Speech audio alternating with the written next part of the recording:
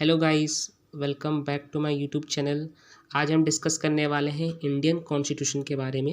इसका part 1 discuss करने वाले हैं इस वीडियो में। The union and it's territory, article 1 to 4। तो चलिए गाइस शुरू करते हैं। आर्टिकल 1 क्या कहता है? India is union of states. Bharat जो है वो राज्यों का संघ है। देखिए, गवर्नमेंट जो होती है वो 3 प्रकार से फॉर्म होती है। एक होती है कन्फेडरल गवर्नमेंट, एक होती है फेडरल गवर्नमेंट और एक होती है यूनियन गवर्नमेंट। भारत में जो गवर्नमेंट होती है वो होती है यूनियन गवर्नमेंट। देखिए, कन्फेडरल और फेडरल क्या होती है? कन्फेडरल वो होती हैं जिसमें बहुत सारे राज्य मिलके एक देश बना रहे हैं, लेकिन उसमें ज़्यादातर जो पावर है वो राज्यों के पास है। कहने का मतलब यह है कि देश का एक प्रेसिडेंट होता है, फिर प्रधानमंत्री होता है, उसमें पावर होती है, यानी कि एक गवर्नमेंट भी होती है पूरे देश की। लेकिन ज़्यादातर पावर अगर राज्यों के पास है तो उसको कन्फेडरल बोला जाएगा। फेडरल गवर्नमेंट में क्या होता है कि पावर थोड़ी बहुत राज्यों के पास भी होती है, थोड़ी सेंट्रल गवर्नमेंट की भी पास होती है। और यूनियन गवर्नमेंट में क्या होता है कि ज़्यादा से ज़्यादा पावर यानी मैक्सिमम पावर जो होती है वो आपकी सेंट्रल गवर्नमेंट के पास होती है। तो भारत जो है आपका यूनियन ऑफ स्टेट्स है। ठीक है। सेकंड पॉइंट क्या कहता है? States names are in first schedule. जो राज्यों के जो नाम है ना भारत में, जितने भी राज्य हैं भारत में, जैसे कि 28 राज्य हैं वर्तमान में, तो उन राज्यों के नाम फर्स्ट शेड्यूल में लिखे गए हैं। मतलब आर्टिकल 1 जो होता है, अगर आपको राज्यों के नाम देखने हैं तो आपको फर्स्ट शेड्यूल में जाना पड़ेगा। ये आर्टिकल 1 बताता है। तीसरा पॉइंट क्या कहता है? Article 1 area of India divided into 3 groups, यानी 3 कैटेगरीज। भारत का जो सीमा है, जो भी है एरिया है, वो आपकी 3 कैटेगरी में डिवाइड है। स्टेट्स, यूनियन टेरिटरी और अर्जित राज्य। अर्जित मतलब किसी दूसरे देश से लाया गया कोई राज्य। ठीक है। 28 यूनियन स्टेट्स हैं आपके, 8 यूनियन टेरिटरी हैं, और अभी तक कोई अर्जित राज्य नहीं है। ये भी आ सकता है आने वाले टाइम में, जैसे बलूचिस्तान की मांग चल रही है कि भारत में लाया जाए।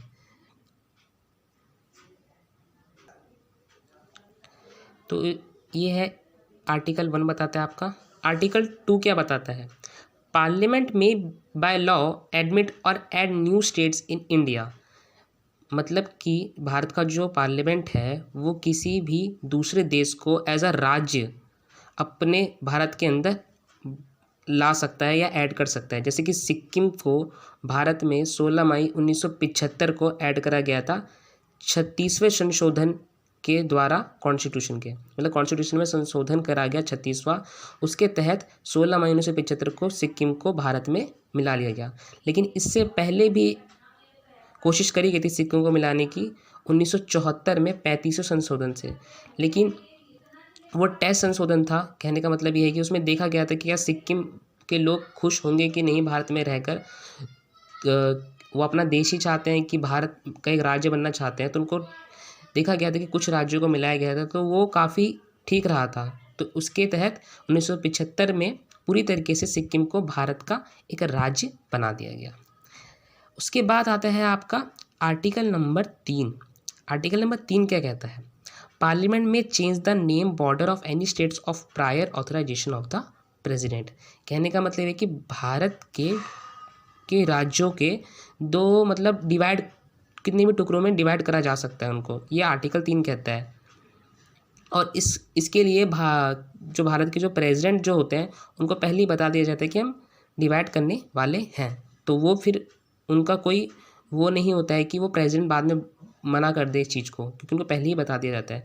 जैसे कि एमपी से छत्तीसगढ़ अलग कर लिया गया था 1 नवंबर 2000 को। उत्तर प्रदेश से उत्तराखंड अलग कर गया था 9 नवंबर 2000 को। तो इसी तरीके से आर्टिकल 3 में ये सब बातें कही गई हैं कि भारत का कोई भी राज्य जो है वो डिवाइड हो सकता है 2 छोटे छोटे राज्यों में। ठीक है। आर्टिकल 4 क्या कहता है? It allow us constitutional changes in first schedule and in schedule that is number of seats allotted in the Rajya Sabha for each state. कहने का मतलब ये है कि फर्स्ट शेड्यूल में हमें चेंज लाना पड़ेगा, ये आर्टिकल 4 कहता है। क्योंकि अब देखिए, अगर आर्टिकल 2 और 3 का यूज़ करेंगे तो जो राज्यों के जो नाम हैं उनमें भी तो चेंज आएगा, उनके एरिया में भी चेंज आएगा, और वहाँ से जो क्या बोलते हैं आपके मेंबर ऑफ पार्लियामेंट जो खड़े हो रहे हैं उनमें भी चेंज आएगा। तो उसमें चेंज करना बहुत ज़रूरी है, ये आर्टिकल 4 कहता है। ठीक है। और आर्टिकल 2 और 3 का वही सरकार यूज़ कर सकती है जो कंट्री को लीड कर रही है, जिसके पास 50% की मेजॉरिटी ऑफ सीट्स हो, यानी कि 50%, यानी कि कम से कम 50%, 273 सीट मानी जाती है पार्लियामेंट में।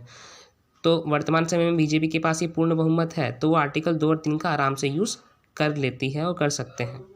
देखिए और क्या बात कही गई है, नोट करने वाली बात यह है कि आर्टिकल 2 और 3 को आर्टिकल 368 के बाहर रखा गया है। मतलब आर्टिकल 2 और 3 जो है वो आर्टिकल 368 के तहत फॉलो नहीं होता। आर्टिकल 368 क्या कहता है वह मैं आपको बाद में बताऊंगा, लेकिन अभी मैं आपको बता देता हूँ आर्टिकल 368 क्या कहता है। उसमें कहा एक चीज़ पॉइंट ये है कि कोई भी डिसीजन लेने से पहले हमें प्रेसिडेंट के सिग्नेचर चाहिए होते हैं, फिर प्रेसिडेंट की अनुमति चाहिए होती है एक लिखित में। तो वहाँ पे प्रेसिडेंट जो होता है वो बाध्य नहीं होता आर्टिकल 368 के तहत। लेकिन आर्टिकल 2 और 368 के बाहर है, मतलब 368 के क्या बोलते हैं, आर्टिकल 2 और 368 को फॉलो नहीं करेगा तो वो प्रेसिडेंट जो होता है बाध्य होता है आर्टिकल 2 और 3 को कराने के लिए, मतलब वो फिर बाद में मना नहीं कर सकता है। ठीक है, तो इसी तरीके से अब हम एक और बात देख लेते हैं आर्टिकल 1, 2 और 3 समरी में क्या कहता है। आर्टिकल 1 में क्या गया है कि भारत जो है वो यूनियन है। आर्टिकल 2 क्या कहता है, हम किसी भी विदेशी राज्य को भारत में ला सकते हैं। तीसरा आर्टिकल क्या कहता है, वर्तमान राज्य में परिवर्तन कर सकते हैं कोई भी। आर्टिकल 4 क्या कहता है, साधारण बहुमत यानी कि 50% वोट वाली सरकार जो है वो चेंजेस कर सकती है, और इसके लिए राष्ट्रपति बाध्य होता है, मतलब राष्ट्रपति कोई भी इसमें मना नहीं कर सकता है।